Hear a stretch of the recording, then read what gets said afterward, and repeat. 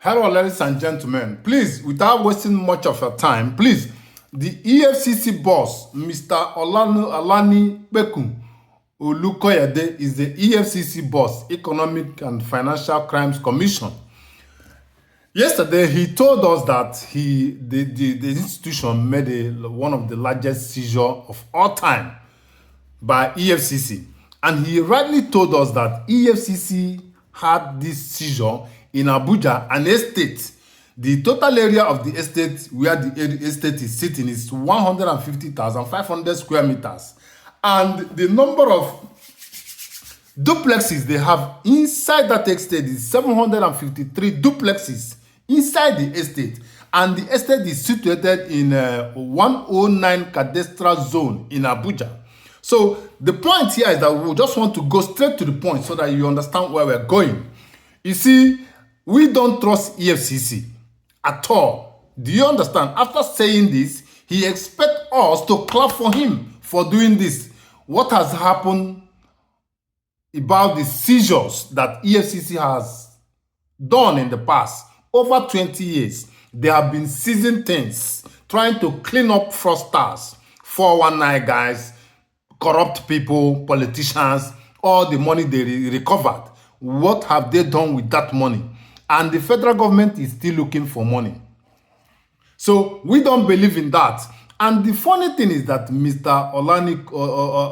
Olukoyede refused to mention the criminal, the corrupt government official. He hid it from Nigerians. Why are you hiding the name of the criminal? Why can't you mention his name, his family names, and where he came from so that we know who the criminal is? You kept it. You are covering crime. We don't believe in EFCC. EFCC cannot even kill a fly. I said it. Quote me anytime.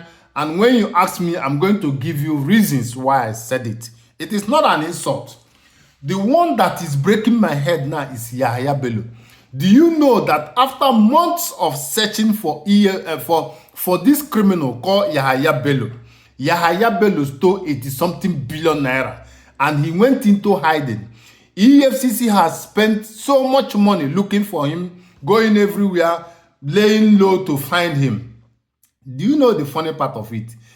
Yahaya Bello just strolled into EFCC premises, and EFCC was claiming that they arrested Yahaya Bello.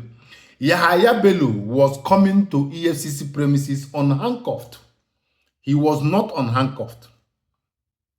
Ordinarily, EFCC is supposed to beat Yahaya Bello, give him several blows that when you sight him, you will never recognize him. He's supposed to be beaten. He's supposed to be handcuffed. He's supposed to be bundled. In fact, put him in the boot and bring him to the premises of EFCC.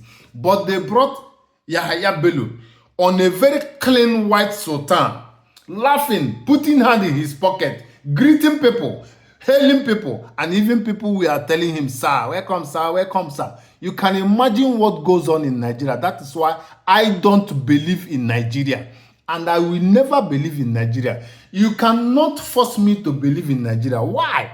Because the reasons are very obvious. It's very clear to me that Rochas was arrested by EFCC. In fact, they could not open his door. They broke into his house through the roof and they handcuffed him after hitting him. Why in the case of Yahaya Bello was not handcuffed, he was not beaten for wasting time, for delaying. Instead, he came with a lot of lawyers and entourage to the premises. Who allows that? What are those people that followed him were doing? Do you see why we can't believe in anything? If you are telling me today to believe in Nigeria, you must prove me wrong. Make me to understand and make me to believe why I should believe in Nigeria. Is it over 20-something years, all the criminals that have looted Nigeria, no one is in prison, no one has been abducted, we don't know their whereabouts, and many of them keep going and becoming, when you come back, you will be forgiven. Then you come back and start to rule the people and start to loot more with new strategy. This is what is happening in Nigeria for over 30 years. And you want me to believe in failure? You want me to believe in something that is in shambles like Davido? Davido was interviewed in US and he rightly told people in US that they shouldn't come home.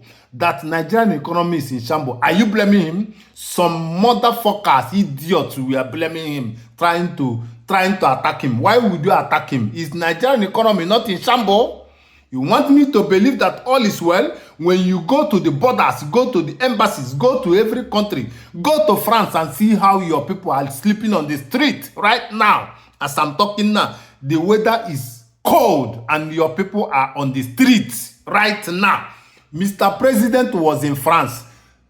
Asking him if he's still there. Tell him, Mr. President, please send 1 or 2 spies and go to the street and see your brothers and your sisters, those ones that are doing prostitution. They are on the street. Go and check. Apart from the one doing immigrant, people who ran away from the country because of hardship and harassment and intimidation, they ran away. They are in France on the street, sleeping with one bag, laying down anyhow. I'm not telling you fellas, go and check by yourself. Ask people, they're going to make picture for you. You see, it's not a joke. Go to US, it's the same thing. Come to Holland, go to Belgium, go everywhere you like. Go Spain, the worst. Go everywhere. Because you people chase your people and they go to France, go to Europe and disturbing the citizens of those places.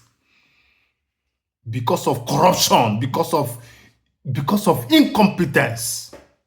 And you are telling me that believing, well, how will I believe in something that is never going to work? Something that doesn't want to work. Nigeria don't want to work. Look, tomorrow when you are going to tell us, excuse me, when you're going to tell us that Yahaya Bello is now in prison, nobody will believe you. Ordinary Bobrisky did not go to prison. He rented a hotel and stayed in a hotel. Is it Yahaya Bello that is already hiding billions of naira that will go to prison? When control of immigrations and customs and prisons will be there to collect bribes? The lawmaker from Abia State who beat up somebody and other politicians who has misbehaved, ordinarily that lawmaker should have resigned that day. But he is still holding his position. So why do you want people to believe in something that is never going to work? I want to challenge anyone who will prove me wrong.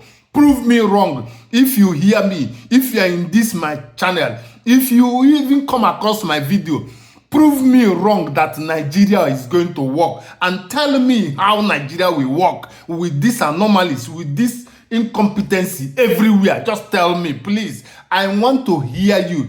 Educate me how Nigeria will change and become neat and clean with all this Yahaya Bello arrest, with all these people looted everywhere. Just tell me, please. I want to know. Prove me wrong.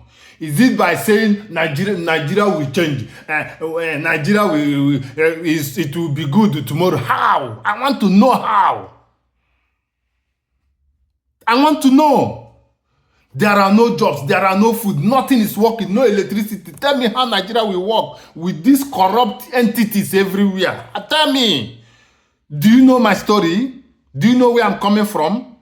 Tell me how Nigeria will become new with all these corrupt entities. When somebody commit crime, somebody steal 1 naira. When somebody steal 1 naira, he should be in prison. He should be in prison. Not going to bribe one lawyer, bribe one judge, and they exonerate him. Then he becomes clean again. Is that how Nigeria will change? I want someone to clear me and tell me how Nigeria will change. Please, I want to know. I don't believe in that country. And I don't believe it will change because you have more and more criminals coming up on a daily basis. Even the newborn babies now become criminal already. How Nigeria will change, I want to know. Yahaya Bello should be in prison. Yahaya Bello should return all the money he has stolen. If EFCC wants to work, I know they will never work. And it is police that's supposed to arrest him, not EFCC. Arrest my case. Nonsense.